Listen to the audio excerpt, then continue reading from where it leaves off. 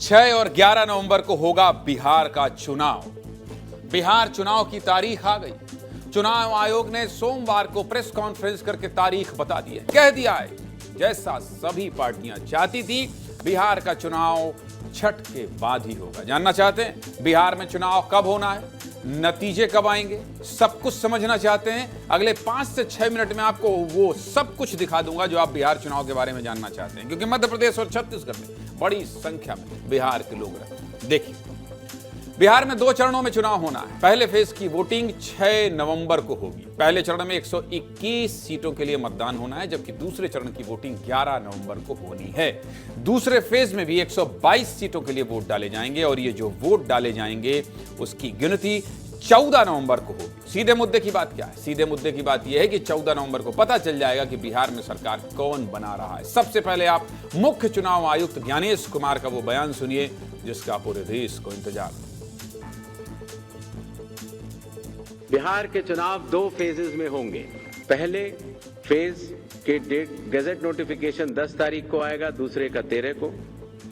Last date of making nominations पहले phase की 17 को होगी, दूसरे की 20 को। स्क्रूटनी 18 और 21। विड्रॉल की आखिरी तारीख 20 अक्टूबर और 23 अक्टूबर। और date of poll 6 November Thursday और दूसरा 11 नवंबर ट्यूसडे। काउंटिंग 14 नवंबर को होगी और पूरी चुनावी प्रक्रिया 16 नवंबर तक समाप्त कर ली जाएगी। चुनाव की तारीखों के ऐलान के साथ ही बिहार में आचार संहिता भी लागू हो गई। अब धीरे धीरे उम्मीदवारों की लिस्ट भी आने लगी। पहले चरण की वोटिंग के लिए 17 अक्टूबर तक नामांकन भरे जाएंगे, जबकि दूसरे चरण की वोटिंग के लिए 20 अक्टूबर तक नामांकन दाखिल किया जा सकता है। मतलब 10 दिन में यह साफ हो जाएगा कि कौन कहां से चुनाव लड़ेगा। और बिहार के बारे में कहा यह जाता है कि जब टिकट का बंटवारा हो जाए तभी पता चलता है कि कौन सी सीट कौन जीतेगा, क्योंकि वहां हर सीट पर जाति आधारित चयन ही होता है हर एक वोटर का। बिहार विधानसभा चुनाव में कुल 243 सीटों में मतदान होना है। पिछले चुनाव नतीजों की बात करें तो एनडीए की 125 सीटें हैं, जबकि महागठबंधन की 110 सीटें हैं और अन्य के खाते में 8 सीटें हैं। अब देखना है इस बार सरकार किसकी बनती है। बिहार में चुनाव की तारीखों के ऐलान के बाद नेताओं की बयानबाजी भी शुरू हो गई है। कौन से दल के कौन से नेता क्या कह रहे हैं, जरा सुनिए। बिहार के चुनाव 2 फेजेस में होंगे। ये डेट चुनाव आयोग ने सभी राजनीतिक दलों से बातचीत करके ही 2 चरण और 2 डेट रखा है। ये जो तारीख जो है सुनहरे अक्षरों से लिखा जाएगा। 14 नवंबर का जो तारीख होगा, बिहार के लोग बदलाव चाहते हैं। चुनाव आयोग कल भी प्रेस कॉन्फ्रेंस की थी ना, लेकिन नहीं, क्योंकि अकाउंट्स में पैसे नहीं गए थे, संडे था। आज जा रहे हैं तो आज चुनाव की घोषणा। चुनाव आयोग की विश्वसनीयता पर रोज नए नए प्रश्न चिन्ह लग रहे हैं। देखिए, बिहार का चुनाव की जननी होगी, देश के लिए एक नजीर पेश करेगा। 14 नवंबर को ये इतिहास में लिखा जाएगा कि बिहार में डेवलपमेंट के नाम पर वोट दिया।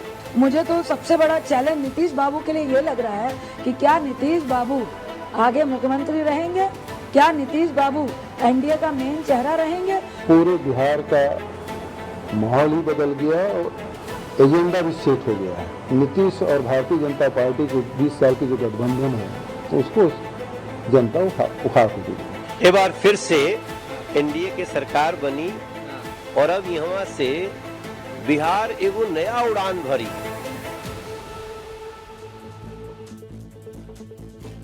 सीधे मुद्दे की बात यह है कि सबके अपने अपने दावे हैं। सभी पार्टियां अपनी जीत का दावा कर रही हैं, लेकिन यह तो 14 नवंबर को ही पता चलेगा कि बिहार में सरकार किसकी बन रही है।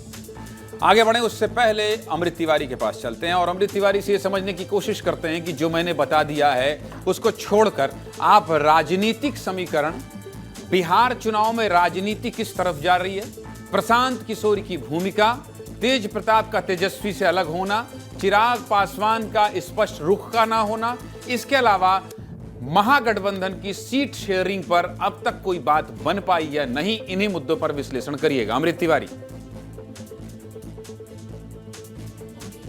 ज्ञानेंद्र जी, देखिए चुनाव की तारीखों का ऐलान हो चुका है, लेकिन अब देखेंगे कि पहले नामांकन दाखिल होने से और अभी तक के बीच में जो है वो 11 दिन का जो है वक्त बच रहा है और किसी भी महागठबंधन हो या फिर एनडीए की तरफ से उम्मीदवारों का ऐलान नहीं हो पाया है, सीट शेयरिंग का भी ऐलान नहीं हो पाया। लेकिन जो ताज़ा जानकारी ये है कि भारतीय जनता पार्टी इसकी तैयारी पहले से कर रही थी और उनके खेमे से जो है 2 दिन पहले ही 2 दिन की लगातार बैठक हुई थी, जिसमें 125 सीटों के ऊपर जो है एक मंथन हुआ और हर सीट पे 3-3 उम्मीदवारों की बात कही गई है। हालांकि सीट शेयरिंग के फॉर्मूले में भारतीय जनता पार्टी के 100 सीट देने की बात आ रही है।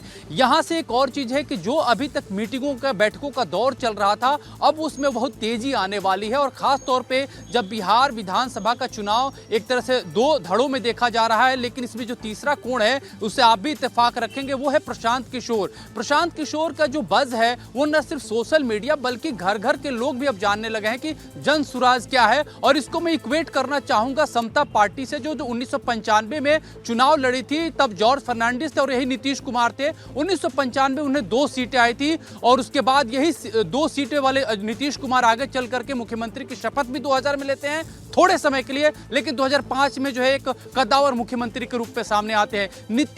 इसी तरह से जन सुराज के जो संयोजक है प्रशांत किशोर, लोग उनको भी इसी नजरिए से देख रहे हैं। ठीक ठाक हो रही है, ये इसमें तो कोई शक नहीं है कि चर्चा ठीक ठाक हो रही है। प्रशांत किशोर जिस तरह से चैलेंज कर रहे हैं, चाहे वो भारतीय जनता पार्टी के नेता सम्राट चौधरी हो, चाहे नीतीश कुमार हो, चाहे तेजस्वी यादव हो, मुझे लगता है जितने मुखर होके अगर वो थोड़ा कम बोल रहे हैं तो सिर्फ चिराग पासवान के बारे में बोल रहे हैं, बाकी किसी नेता को वो नहीं छोड़ रहे हैं। तो चर्चा तो, सुर्खियां तो बटोर ही रहे हैं प्रशांत किशोर। बहुत बहुत धन्यवाद आपका अमृत। लगातार आपके साथ जुड़ते रहेंगे। बिहार चुनाव का हर अपडेट आपको 8 बजे प्रतिदिन बताएंगे। अभी से जब तक चुनाव ना हो जाए तब तक, परिणाम ना आ जाए तब तक।